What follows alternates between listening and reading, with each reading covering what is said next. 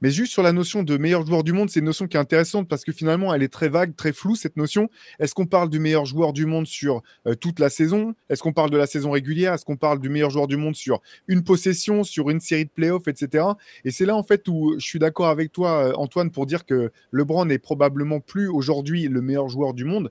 Malgré tout, c'est vrai que si tu dois déterminer l'issue d'un match sur une possession ou parfois même sur un match, il fait toujours partie, malgré tout, de cette poignée de joueurs, voire même peut-être pas une poignée complète de mecs où tu dis, bah non, moi je veux que ce soit ce joueur-là qui ait la balle en main pour avoir le destin de ma franchise entre les mains, quoi.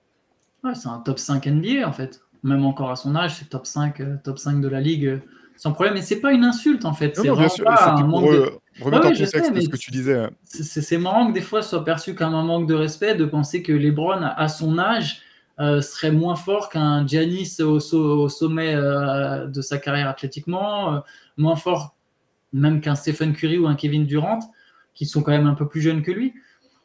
C'est pas une insulte, hein, ça reste un. Comme j'ai dit, je pense qu'il y a 5-6 joueurs dans la ligue qui peuvent te mener au titre et il en fait partie.